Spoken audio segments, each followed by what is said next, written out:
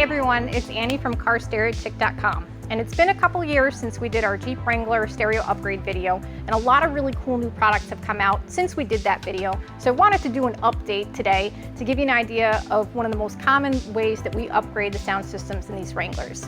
One of the key pieces that you're going to need for this installation is this part right here, the PAC AP4 CH41R2. Now, you don't have to get as advanced as we did in our last install. You really don't have to do a digital sound processor to upgrade the sound in your Jeep. Just putting this module, better quality speakers, and amp and sub is gonna make a night and day difference in your sound. And that's what we're gonna do today in this beautiful bikini Jeep Wrangler JL. For this project, we will be using several different components, including PAC AP4 CH41R2 preamp adapter, 2 sets of power base 2XL 63C component speakers, which can also be mounted as point source coaxials, Alpine PDX V9 5-channel amplifier. This puts out 100 watts by 4 to the interiors, 500 by 1 conservatively. The actual tested power on these amplifiers is typically much higher than that. In fact, let's check out and see what this one actually is. Of course, they don't make it easy to get to. Actual tested power, 120 watts RMS for the interiors, and it looks like 566 for the sub, which makes it a great value for a compact, high-powered 5-channel amplifier. Put this aside. For this Jeep, we will be using 2 different speaker adapters. One from SSV Works, the JJT SA065. These are going to allow us to put 6.5-inch speakers in the rear soundbar, nice and neat. We're going to modify the opening and then trim them out with this. Metra JP1014 speaker adapters. This is going to be for the fronts, so we can fit 6.5s in the lower D-pad area. For the tweeters, we just actually use like a bracket. We take a back strap, make an adapter so that we can put any aftermarket tweeters in the factory location, and doing it this way allows us to angle them slightly up at you underneath the factory grille.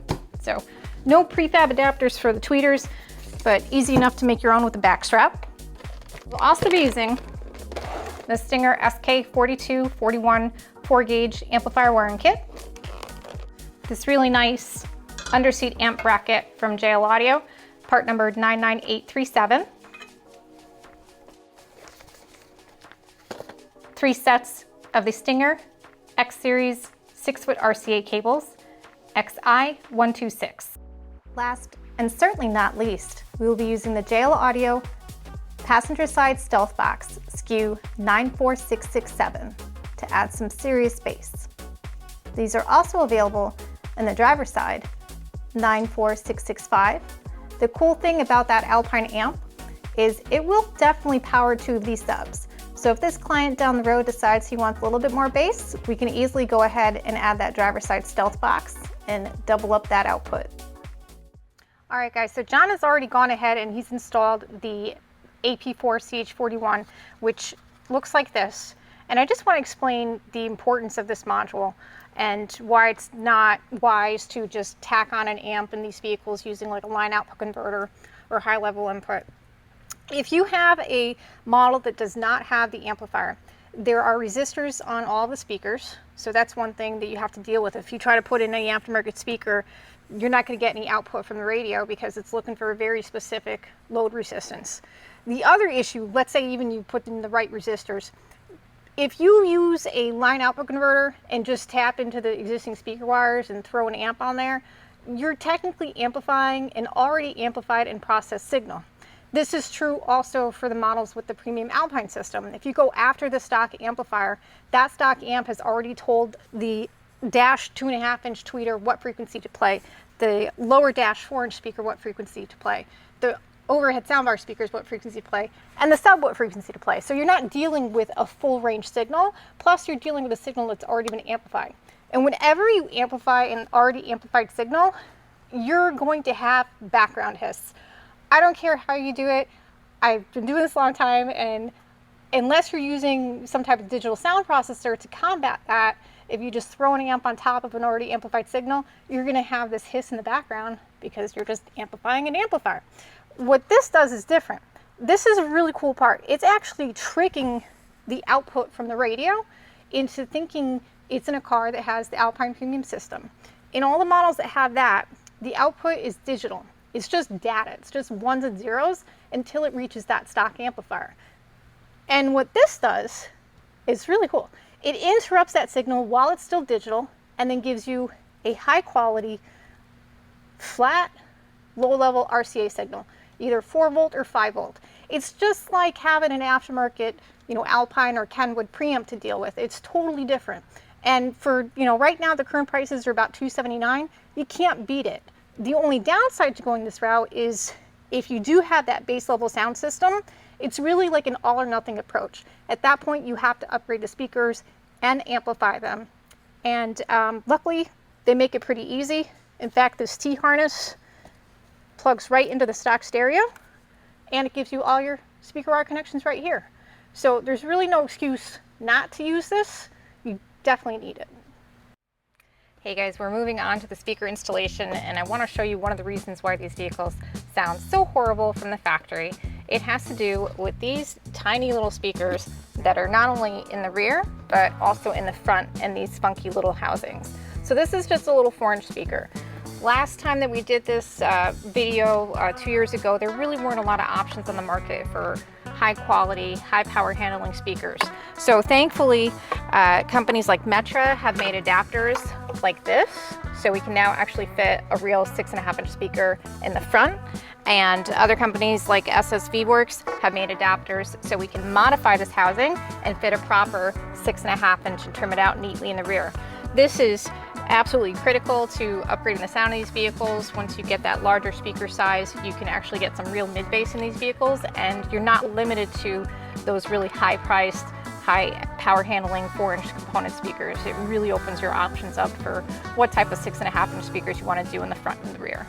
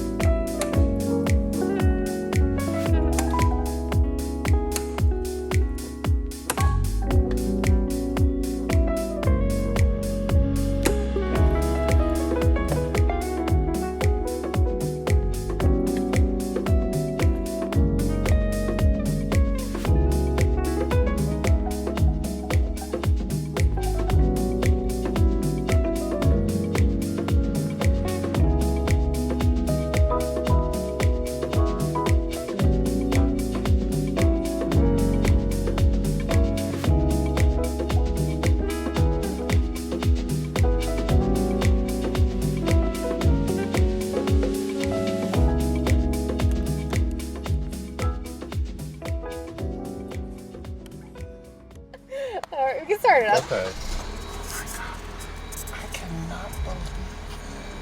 So I am here with Charles in his 2020 Wrangler. We just finished the sound system and we're gonna get to see what he thinks.